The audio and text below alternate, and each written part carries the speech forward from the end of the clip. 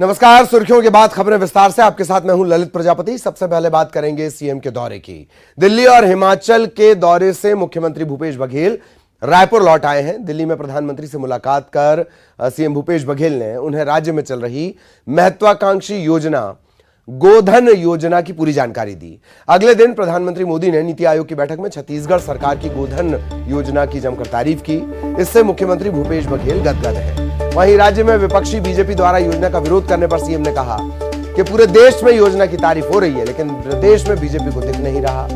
अब प्रदेश बीजेपी दुविधा की स्थिति में है।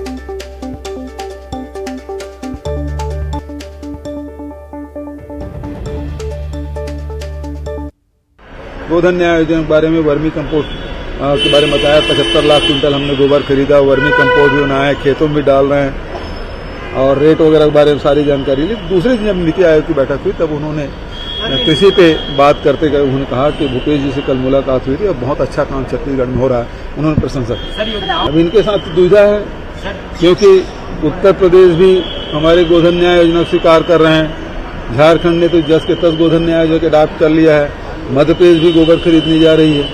तो जब हमारी योजना सफल हो रही है तो इन लोगों के और जब राष्ट्रीय स्तर पर इससे चर्चा हो रही है तब निश्चित रूप से भारतीय जनता पार्टी के स्थानीय लोगों के लिए बड़ी दुविधाजनक स्थिति है।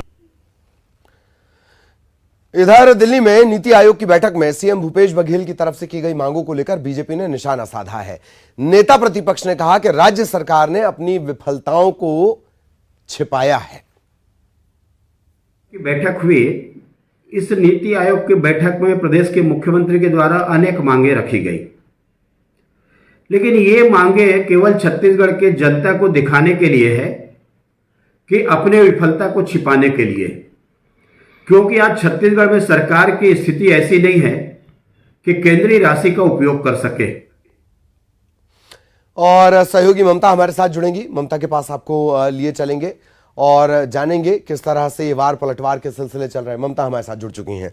ममता, एक तरफ तारीफ, दूसरी तरफ आरोप कि आप अपनी नाकामयाबी, अपनी विफलता छिपा रहे हैं, लेकिन एक बात मार्के की है जो मुख्यमंत्री ने कही कि प्रदेश बीजेपी के लिए बड़ी दुविधा की स्थिति बन गई।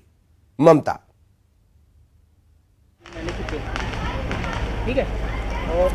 बिल्कुल, देखिए, गोधन न्याय योजना को लेकर प्रधानमंत्री नरेंद्र मोदी ने जब तारीफ की उसके बाद से छत्तीसगढ़ में भी इस बात को लेकर चर्चाएं तेज हो गई और खासतौर पर अगर हम बात करें तो कांग्रेस के लिए एक बड़ा मौका मिल गया बीजेपी को आड़े हाथ लेने का। कांग्रेस के तमाम लीडर्स जो है, और आज अगर हम बात करें तो कृषि मंत्री रविंद्र चौबे ने भी कहा कि अब कांग्रेस के तमाम जो लीडर है, खासतौर पर उन्होंने अजय चंद्राकर का जिक्र किया क्योंकि उन्होंने गोबर को लेकर जो टिप्पणी की थी और कहा था कि इसे राष्ट्रीय चिन्ह प्रतीक बना देना चाहिए। छत्तीसगढ़ सरकार जिस तरीके से वो कर रही है, जिस तरह से माहौल बना रही है, इस तरह से तंज कसा था, तो उसके बाद में राजकीय चिन्ह, तो उसके बाद लगातार बीजेपी और कांग्रेस आगे जो है एक दूसरे पर पलटवार कर रहे थे। अब चूंकि तारीफ कर दी है प्रधानमंत्री ने भी और नीति आयोग की बैठक में तारीफ की है, इसके बाद में खुद अगर हम बात करें तो बीजेपी के लीडर्स के लिए तो दुविधा की स्थिति हो ही गई है, क्योंकि इस योजना को लेकर अगर हम बात करें तो खासतौर पर बीजेपी के तमाम लीडर्स हैं, चाहे धर्मलाल कौशिक की बात करें, चाहे बृजमोहन अग्रवाल की बात करें, चाहे डॉक्टर रमन सिंह की बात करें, तमाम लीडर्स ये कह रहे थे, चाहे गोबर खरीदी को लेकर कह रहे थे कि गोबर कितना खरीदा जाता है, उससे ज्यादा तो गोबर बह गया, गोबर घोटाला हो रहा है। जिस तरह से बिहार में चारा घोटाला था, छत्तीसगढ़ में गोबर घोटाला हो रहा है, और ऐसे में अगर तारीफ हो जाती है तो कहीं ना कहीं मुश्किल हो जाती है, और खासतौर पे केंद्रीय नेतृत्व से और प्रधानमंत्री अगर तारीफ कर देते हैं। और यही वजह है कि इसी को लेकर कृषि मंत्री ने भी कहा था, मुख्यमंत्री भूपेश बघेल ने भी यही कहा कि पूरे देश भर में इस योजना को लेकर तारीफ हो रही है, और न केवल तारीफ हो रही है बल्कि गोधन न्याय योजना को लोग कई राज्य जो है वो अपने यहाँ इसको लागू करना चाहते हैं, गोबर खरीदी करना चाहते हैं, और प्रधानमंत्री ने भी तारीफ कर दी। तो कहीं ना कहीं यहाँ के लीडर्स के लिए दुविधा की स्थिति तो हो ही गई है, और जाहिर तौर पर आने वाले समय में बीजेपी के लिए भी एक बड़ा मुद्दा एक तरह से कह कि छूट गया है, क्योंकि अगर प्रधानमंत्री ने तारीफ कर दी है और ऐसे में अगर वो फिर से गोधन न्याय योजना को लेकर अगर निशाना साधते हैं छत्तीसगढ़ सरकार पे, तो कहीं ना कहीं जवाब तो ये है कि जिस बात को लेकर आप निशाना साध रहे हैं उसकी तारीफ प्रधानमंत्री नरेंद्र मोदी ने खुद नीति आयोग की बैठक में की है। जी, चलिए, बहुत बहुत शुक्रिया ममता इस तमाम जानकारी के लिए। सहयोगी ममता विस्तार से जानकारी दे रही थी। इधर हिमाचल प्रदेश विधानसभा चुनाव को लेकर सियासी गतिविधियां तेज हो गई हैं। प्रदेश में राजनीतिक दलों में जीत की रणनीति को लेकर बैठकों का दौर शुरू हो गया है। शिमला में मिशन हिमाचल में जुटी कांग्रेस की बड़ी बैठक हुई। बैठक में कांग्रेस के मुख्य पर्यवेक्षक छत्तीसगढ़ के मुख्यमंत्री भूपेश बघेल, हिमाचल कांग्रेस के प्रभारी राजीव शुक्ला और पार्टी के नेताओं ने कांग्रेस कार्यालय राजीव भवन में मंथन किया, आगे की रणनीति पर चर्चा की।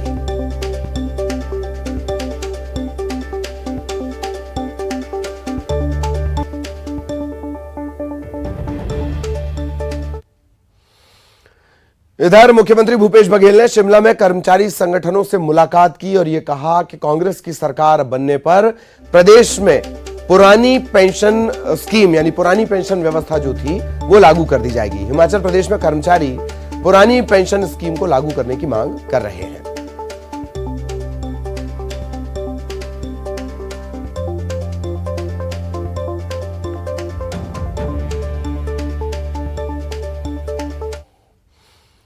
इधर छत्तीसगढ़ में बढ़ते अपराध और नशे के कारोबार को लेकर नेता प्रतिपक्ष धर्मलाल कौशिक ने सरकार पर निशाना साधा। सरकार की विफलता के चलते स्थिति खराब है, यह कहना है उनका।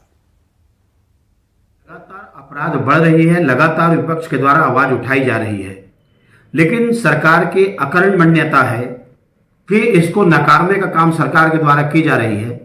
आज रायपुर हो, बिलासपुर हो, आम आदमी सुरक्षित नहीं है कि कब किसी का डिमांड आए और डिमांड पूरी ना करने पर उनका अपहरण कर लिया जाए। इधर आबकारी मंत्री कवासी लखमा के बयान पर बीजेपी ने पलटवार करते हुए मंत्री से माफी की मांग की है। पूर्व मंत्री बृजमोहन अग्रवाल ने कांग्रेस और कवासी लखमा से पूछा कि क्या राष्ट्रभक्ति और तिरंगे से बड़ा कुछ है। बीजेपी 25 लाख घरों में तिरंगा फहराने की तैयारी कर रही है। कवासी लखमा जी को माफी मांगना चाहिए। कांग्रेस के लोग आज भारतीय जनता पार्टी पूरे छत्तीसगढ़ में 25 लाख झंडे घर घर में फहरे, उसके लिए अभियान चला रही है। जरा कांग्रेस पार्टी बताए कि देशभक्ति से बड़ी कोई चीज होती है क्या, राष्ट्रीय ध्वज से बड़ी कोई चीज होती है क्या, और उसमें भी आरोप प्रत्यारोप की राजनीति करना। अपने दायित्वों से, अपने संविधान की ली गई शपथ से वो भाग रहे हैं। छत्तीसगढ़ बीजेपी में एक बार फिर बदलाव की बयार तेज हो गई है। क्षेत्रीय संगठन महामंत्री अजय जामवाल के पहले ही दौरे में प्रवक्ताओं की नियुक्ति के बाद संगठन में बदलाव की चर्चा है। बीजेपी के भीतर बदलाव की जगह अध्यक्ष विष्णुदेव के स्थान पर नया चेहरा कौन होगा, इस पर सियासी गुणागणित तेज है। जो संकेत मिल रहे हैं उसके हिसाब से भाजपा का एक गुट बिलासपुर संभाग के एक ओबीसी नेता को प्रदेश अध्यक्ष बनाने में जुटा हुआ है। उसके लिए रायपुर से दिल्ली तक गणित बिठाया जा रहा है। वहीं ओबीसी वर्ग से अध्यक्ष बनने के बाद ओबीसी वर्ग से ही नेता प्रतिपक्ष धर्मलाल कौशिक के स्थान पर किसी सामान्य आदिवासी वर्ग से नेता प्रतिपक्ष बनाने की चर्चा तेज है। वहीं युवा मोर्चा की सुस्त गति से नाराज संगठन नया अध्यक्ष बनाने की तैयारी कर रहा है। बीजेपी के भीतर बदलाव की तैयारी पर कांग्रेस ने तंज कसा है और कांग्रेस के तंज पर बीजेपी ने फिर पलटवार किया है।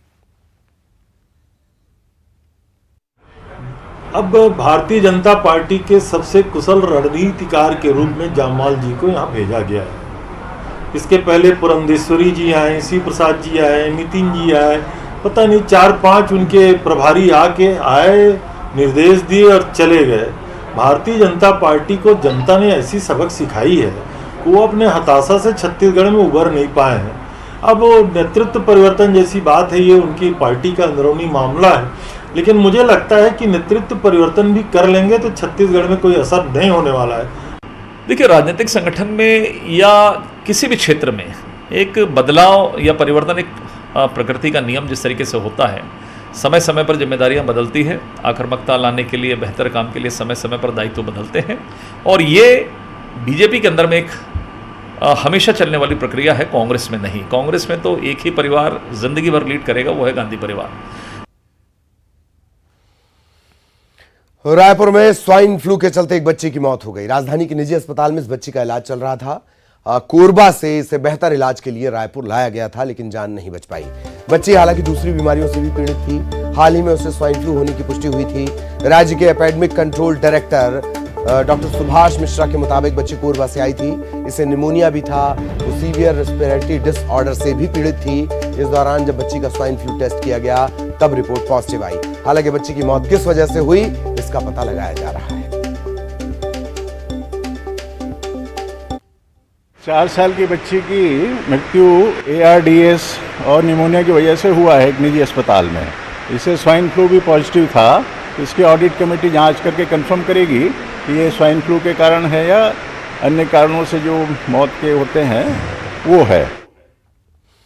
और छत्तीसगढ़ में स्वाइन फ्लू के चलते बच्ची की मौत के बाद शिक्षा विभाग अलर्ट है। स्कूलों में गाइडलाइन जारी की गई है, स्कूलों के लिए गाइडलाइन जारी की गई है।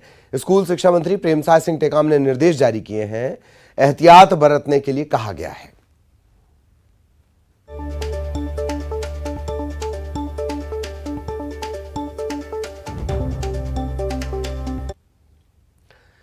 और छत्तीसगढ़ में स्वाइन फ्लू के बढ़ते मामलों को लेकर नेता प्रतिपक्ष धर्मलाल कौशिक ने चिंता जताई है, लोगों से सतर्क रहने की अपील की है। के मामला में बीमारी बढ़ते जा रही है और बीमारियों की संख्या लगातार बढ़ती जा रही है। एक की मौत भी हुई है। निश्चित रूप से छत्तीसगढ़ के लिए चिंता का विषय है। जिला प्रशासन, स्वास्थ्य विभाग और हम सबको भी चिंता करने की आवश्यकता है, क्योंकि यदि ये विस्तार हुआ तो आने वाले समय में अधिक मौत होने की संभावना है। इसलिए तत्काल कितने उसमें नियंत्रण किया जा सकता है और आम लोगों में सावधानी बरतने की आवश्यकता है। मैं समझता हूं कि सरकार के भरोसे न रह करके इसमें हम सबको सावधानी बरतनी चाहिए और स्वास्थ्य विभाग को लगातार इसमें और जिला प्रशासन को मॉनिटरिंग करनी चाहिए। इधर लंपी वायरस को लेकर कृषि मंत्री रविंद्र चौबे ने कहा कि प्रदेश में कोई ऐसा मामला नहीं आया है। लंपी वायरस को लेकर सभी गौठान समितियां अलर्ट पर हैं, स्थिति पर नजर रखी जा रही है। इसके लिए जो वैक्सीनेशन आता है वो भारत सरकार देती है। लंपी जैसी बीमारी अभी छत्तीसगढ़ में दिखाई नहीं दिया है, मध्य प्रदेश में लेकिन ये काफी मात्रा में दिखाई दे रहा है। अब हम लोग भी प्रिकॉशनरी अपनी तैयारी रखे हुए हैं। गौठान में चूंकि हमारी सारी गौठान समितियां एक्टिव हैं, हमारे जो वेटरनरी डिपार्टमेंट एक्टिव है, तो ये बीमारी आने से पहले अगर सूचना रहेगी तो उस पर हम लोग नियंत्रित करने की समुची कार्रवाई करें। बलरामपुर के एकलव्य आवासीय विद्यालय में एक साथ 57 बच्चों के बीमार पड़ने से हड़कंप मच गया। आनन फानन में सभी को वाड्रफ नगर के सिविल अस्पताल में भर्ती करवाया गया है। बच्चों के बीमार पड़ने की जानकारी मिलते ही स्वास्थ्य विभाग की टीम और एसडीएम इस आवासीय विद्यालय पहुंचे। दूसरे बच्चों के स्वास्थ्य की तत्काल जांच की गई। बलरामपुर के एकलव्य आवासीय विद्यालय में 200 से ज्यादा बच्चे पढ़ते हैं।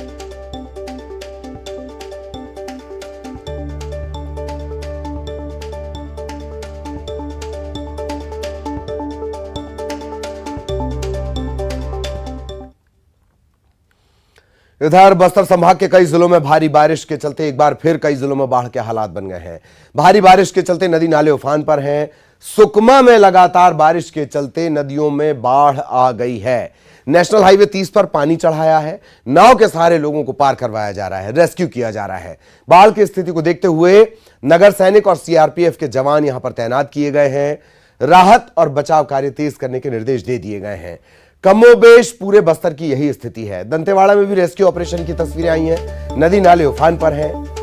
ये तस्वीरें सुकमा की आपको हम बताएं, इससे पहले भी पिछली बार जब बारिश हुई तब सुकमा को किसी श्राप की तरह शिवरी का कोप झेलना पड़ा था। इंदिरा गोदावरी का जो बैक वाटर है वो शिवना के रास्ते पूरे सुकमा में भर गया था और अब फिर से जब बारिश का सिलसिला शुरू हुआ है NH 30 पर पानी जमा हो गया है। पिछली बार कई घंटों बाद NH के ऊपर से पानी उतरा था। 2 दिन से लगातार हो रही बारिश के चलते जिले के नदी नाले उफान पर है और इस वक्त जो है मैं ये चियूरवाड़ा रोड पर हूँ। ये लेदा से चियूरवाड़ा की तरफ जाने वाली सड़क है और जैसा कि आप देख सकते हैं कि सड़क जो है पर जो पुल बना था, पुल जो है पूरी तरह से ध्वस्त हो गया है।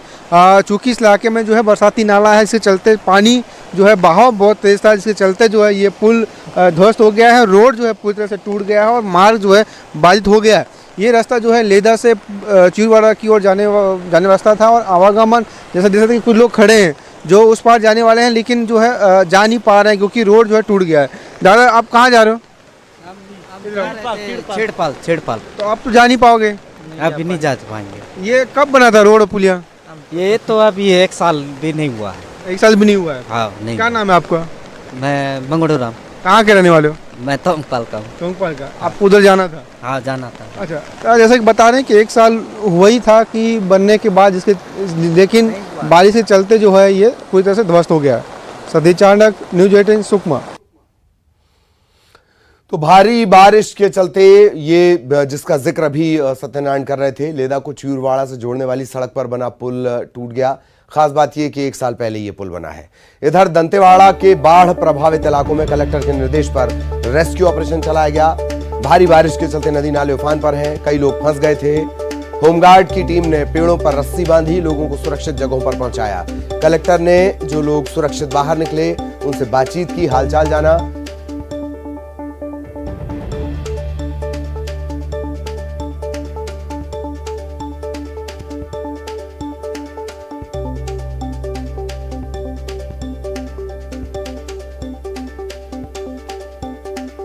तो लगातार बारिश के चलते किस तरह की स्थितियां बन रही हैं वो अलग अलग तस्वीरों में हम आपको बता रहे हैं।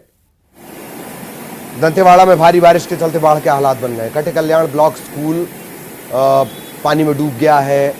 तातीपारा के पास नाला उफान पर है। ये दंतेवाड़ा की अलग अलग तस्वीरें देख लीजिए। तातीपारा पुलिया के ऊपर से पानी बह रहा है। डंकिनी नदी भी उफान पर है। कोरकोटी रेका पुल पर पानी बह रहा है। मथाड़ी गौठान पूरी तरह डूब गया है। कटे कल्याण इलाके में प्रशासन ने 2 राहत शिविर बनाए हैं। लोगों के रहने और खाने के इंतजाम करने के निर्देश दिए गए हैं। प्रशासन ने जिले के सभी ग्राम पंचायत सचिवों को अलर्ट पर रहने के निर्देश जारी किए हैं।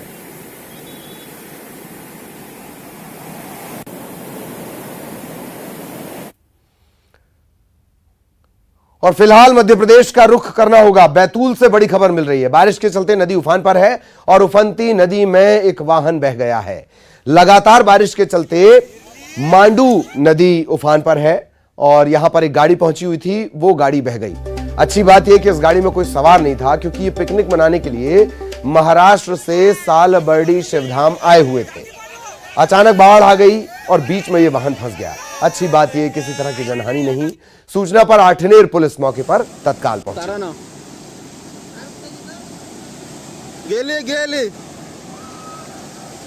इधर रतलाम में लापरवाही जान पर भारी पड़ी।